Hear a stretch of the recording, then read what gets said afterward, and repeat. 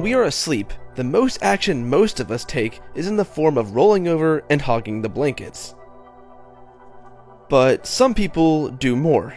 A lot more. These people are known as sleepwalkers, and sleepwalking is pretty crazy when you think about it.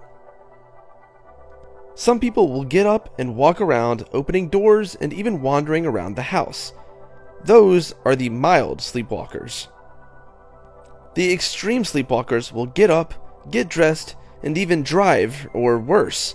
In fact, there have been a number of crimes committed when people have been sleepwalking, ranging from minor to very major crimes, including murder.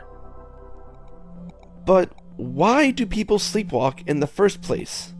Are they acting out their dreams, or is there something else going on?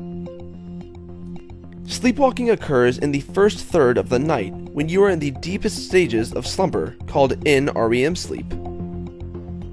In this part of the sleep cycle, your brainwaves are slow and your gray matter is quiet and inactive. During the day, your brain is a beehive of activity, but during NREM sleep, it is barely humming. Your body, however, is still active and hasn't completely quieted down. So, what you are left with is a body that can still move, paired with a sleepy brain. As your brain quiets down during the NREM sleep stage, you aren't dreaming, so sleepwalkers aren't actually acting out their dreams.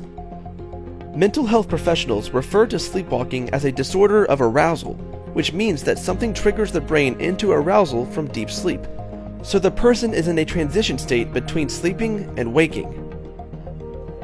Why sleepwalking occurs is still not clear to scientists, but they do believe it has something to do with the functioning of gamma-aminobutyric acid, or GABA. GABA inhibits the activity of the brain's motor system. Its proper functioning allows you to achieve normal sleep as it regulates muscle movement during sleep. In children, the neurons that release GABA are still developing and have not yet fully established a network of connections to keep motor activity under control. As a result of this insufficient amount of GABA, children tend to sleepwalk, as their motor neurons are capable of commanding the body to move even while sleeping. In some adults, GABA can remain underdeveloped or be rendered less effective due to environmental factors.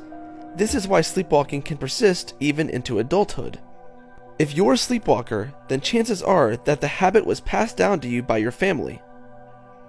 Studies have shown that if one parent is a sleepwalker, then their child has a 45% chance of becoming one as well.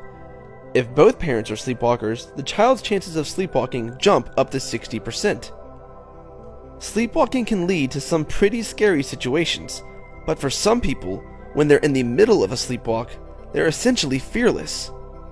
For example, a 15-year-old British girl was once found curled asleep on top of a 130-foot tall crane at 2 a.m. And a German teenager dove out of a 4th-story window and stayed asleep even after hitting the ground. That is not as morbid as it sounds. He was genuinely just sleeping. And this isn't the only example of this happening. So, if you've got a history of sleepwalking, maybe consider taking some safety precautions. Unknowingly making a midnight snack isn't the end of the world, but swan diving out of a window will probably leave you with more bruises than beauty sleep can make up for.